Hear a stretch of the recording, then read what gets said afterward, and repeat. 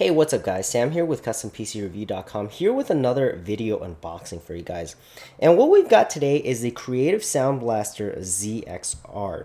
Now this is the kind of like the top sound card in the Sound Blaster Z series of sound cards. So previously we've unboxed the Sound Blaster Z, then we unboxed the Sound Blaster ZX, which brought about minor differences such as an extra ACM module as well as different capacitors on the PCB. But now we're going to the ZxR. Now the ZxR is just, it's a completely different beast, as you'll see in a little bit. So before we unbox this thing, let's first take a look at some of the features. As usual, you got all the SBX features, the Crystal Voice, Dolby Digital Live, DTS Connect, 3D Surround, 600 ohm amp for your high-end audiophile kind of headphones, Scout mode, Soundcore 3D, 24-bit, 192 kilohertz stereo direct, and 124 decibel signal to noise ratio. So this actually is better than what we saw on the Sound Blaster Z and the ZX, which featured a 116 signal to noise ratio. So over here we can see some of the features again. You can see 124 decibels out signal to noise ratio, 120 decibels in signal to noise ratio, which is very good for an internal sound card. So 24-bit, 192 kilohertz stereo direct if you do use that feature. And down here we got EMI Shield high-grade audio components that we're going to check out just in a little bit once I unbox this whole thing. So again, audio realism, SBX technology, Crystal Voice, and you also still get that ACM module that we saw on the last on the ZX card. So over here we've got some more things here. So we can see there are two. You get two cards, two kind of like PCI expansion cards, but only one of them is required to be connected into a PCI Express slot. The other one is simply a daughter card that is connected to the primary card. So other than that, let's open up the box so you guys can actually check out what's inside, and then we'll kind of go from there.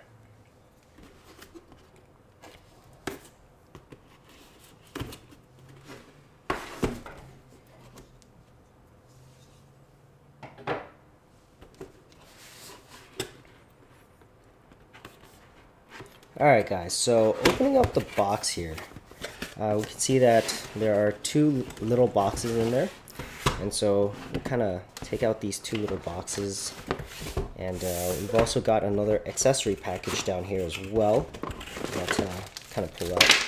So let's set that aside for now, and let's check out what's in the accessories package. So first thing we get here is a ribbon cable. And this is kind of like a proprietary cable that connects the primary sound card to the daughter board. So that's that right there. We'll set that aside. We also get some connectors right here. So this looks like a 3.5mm jack to RCA connectors right here. So gold plated right there. Set that aside as well.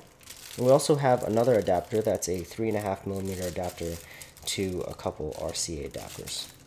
So there it is. So we'll first take a look at the audio control module. How about that? So this should be pretty familiar to you guys if you guys watched my unboxing on the Sound Blaster ZX, which also came with pretty much the same thing. It's an audio control module. But on the ZX, it wasn't quite as nice looking, I guess. It depends on how much you like the kind of like the stealthy black look of this one. So I'll show you what came with the ZX. So this one came with the ZX, which is kind of like a red black kind of theme, whereas on the ZxR you get a completely blacked out audio control module here. Also looks like the wires are a bit, they're about the same. So it looks like it's just a little minor color change there. So we'll kind of open up this package, see what's inside.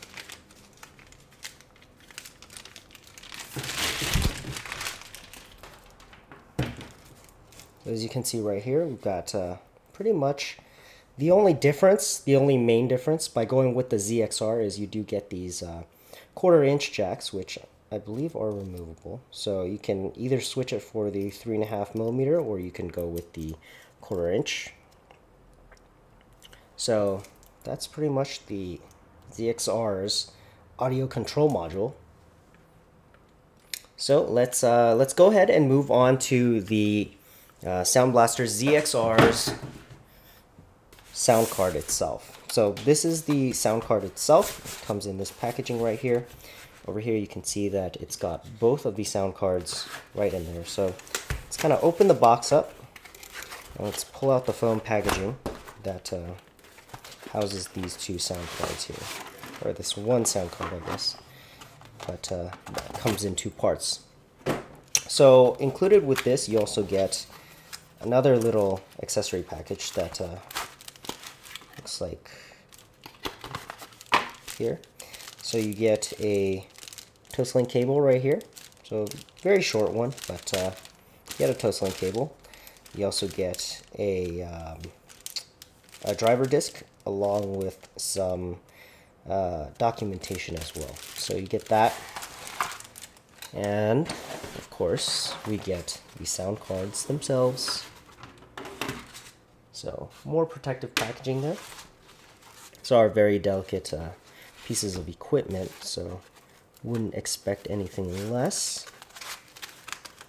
So let's take a look at the main PCB, and we will go ahead and take these apart. Looks like it's connected via 4 screws, so we'll take these apart and take a look at some of the internal circuitry right after we take a look at the external. So it looks like we've got a couple 1/4" jacks here. This one looks like it's for the microphone, this one for the headphone. We've also got RCA jacks for the front speakers, or these look like speaker jacks to me, and also got rear and center 3.5mm jacks as well for your multi-channel audio. So there's that right there. We can see right here we've got the Soundcore 3D. Not sure if it has an LED, but there's that. This is looks like a PCIe 1X slot, so you can put it into your top PCIe slot, usually on the motherboard or something like that. So it'll still fit on PCIe 4X slots, 8X slots, 16X slots. So definitely it should work with any relatively modern PC. Here we've got the connector for the ribbon cable that will connect this card to the daughter board. And so why don't we check out the daughter board real quick, and then we'll take the cover off these units, and then we'll take a look at what kind of components Creative is using for these sound cards. So over here we've got two more connectors. These both look like auxiliary in cables. So these are definitely for if you're recording or something like that, it will go off the daughter board. We've also got the optical ports on here as well. So we've got optical out and optical in. And it looks like got the same kind of design right here. And so we kind of place these in different ports. And up here we also have the connector, of course, for the ribbon cable that connects this daughter board to the main board. As you can see, there isn't another separate kind of PCI Express slot down here. So this card itself is just powered directly through the one PCI Express slot on the main card, and it doesn't look like there's any auxiliary power or anything like that. So pretty impressive in terms of the amount of power, because this thing does power 600 ohm headphones and does it without any sort of external power at all. So let's go ahead and take the covers off these, and then we'll take a look at the internal circuitry on these. Alright guys, so went ahead and took apart the EMI shields for both of these cards right here. So I'm going to kind of take a look at the primary PCB for the Sound Blaster ZxR first, and we're going to take a look at some of the components that they're using, which kind of gives you usually a baseline kind of idea of how the sound card is going to perform. So first thing you'll notice on this card is that it has a divider right here. It's kind of like a interference divider that kind of divides the digital and analog circuitry, so that way it really isolates the analog circuitry from the from all the digital signals, and so that way you're not going to get any kind of strange interference. Not that I really had all that many issues with the Sound Blaster Z or the ZX with that, but this just kind of adds an extra layer of kind of like interference blocking there. You can see right here that if it focuses, that all the capacitors on board right here, these are very, very high-end capacitors. These are all, from what I can see, these are all Nichicon fine gold capacitors. And I'm not actually completely familiar with the fine gold capacitors, but I did spend a couple minutes kind of like quickly looking it up. And basically these are the kind of like the top tier Nichicon capacitors. They're even higher end than the standard Nichicon gold capacitors. So these are fine gold, should be very good. I haven't actually heard the audio coming out of this sound card yet, but I'm very, very kind of like excited to try it. As for the analog digital converters right here, we've got just a ton of DACs, ADCs, all that stuff. On here we can see that there are 4 removable DACs. I'm not sure what goes to where at this moment, but if you guys can see right here, we've got a couple of JRC ones. So we've got the JRC 2114Ds right here, and these are removable, and you can replace it with your own DACs if you do desire. And over here it may be a little harder to see, but these look like LME DACs right here. So got 2 here, and the printing is very, very small, so can't really see that right now, but it looks like LME DACs right here. So there's that. A couple more kind of scattered over here. We've got a lot more GRCs. Over here we've got some Burr Brown DACs as well. Over here, as you can see, Burr Brown. Of course, we also have the usual Creative Soundcore 3D chip, and it looks like the same Soundcore 3D chip that's been in use in pretty much the entire line of Soundcore or Sound Blaster Z sound cards. So same Soundcore 3D chip. Not sure if the camera will focus, but model number on that is the CA0113. So that's that chip right there. And that's pretty much it for this sound card right here. So there's a lot of stuff going on. Definitely going to take a deeper kind of analysis of it in the full review, which should be coming up in a week or two. So there's that. Definitely will post a link as soon as that's posted in the description box below if you guys are interested. Here's the daughter board as well. So I just wanted to kind of again point out the fact that we've got a lot of Nichicon fine gold capacitors once again, as you can see right here. So very, very high grade, very expensive capacitors. So we've got over here we've got some more analog to digital converters, or DACs, or we've got a Burr Brown right there, and it looks like we've got some more JRC 2114s over here as well. Again, another separator for the analog to digital side of things. And over here we've got the connector that connects this daughter board over to the primary board. So overall, this kind of section, this looks more like a section for high-end recording. So if you do want to utilize the 120 decibel or something like that, crazy recording signal to noise ratio kind of stuff right here, this is what you're going to be using. So this side of the daughter board, a lot of recording going on. This side, mostly the output, but As you can see, both sides very well designed. You know, very just a ton of high-end components on here. So we're actually going to also compare it to the Sound Blaster Z, because I thought this was pretty interesting.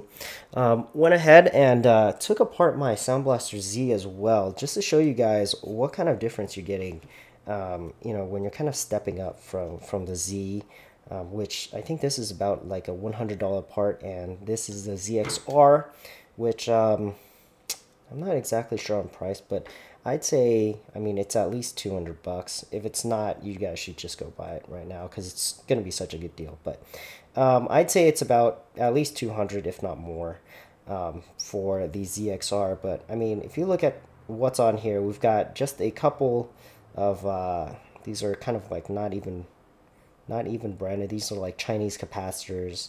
We've got a couple, you know, analog digital converters and DACs on here. So we've got, you know, some GRC stuff right here, and that's pretty much it, you know, when it comes to the Sound Blaster Z. You know, then we have the ZxR right here, and you know, you just look at all the extra componentry and circuitry we've got on here. Like I said, you know, removable DACs. We've got the separator right here, that the kind of shield that shields the digital and analog stuff on, you know, just the PCB itself. Then of course we get the daughter board, which further does that. So quite a big difference between the Sound Blaster Z and the ZxR. So you're getting quite a bit of stuff.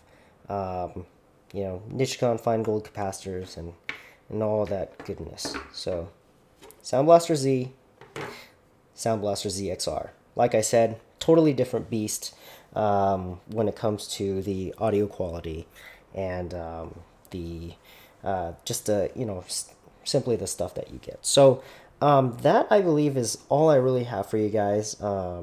I really wanted to do something a little more in-depth, but after looking through all the components, this is definitely going to take a lot longer than I expected to really go in depth for that. So definitely we'll have a written review with all this information in a couple weeks, so definitely stay tuned for that. I'll have a link in the description box below as soon as that's ready. Again, this is only an unboxing, kind of like most of my other videos that are online. So the review will be coming. It's going to be in written form because there's just so much information in there. But that is all I had for you for this video. Yeah, so if you guys enjoyed this video, definitely don't forget to hit the subscribe button. It'll keep you updated on the latest videos. Don't forget to follow us on Facebook at facebook.com/custompcreview. Don't forget to follow us on Twitter at twitter.com/custompcreview. And I'll catch you guys in the next video.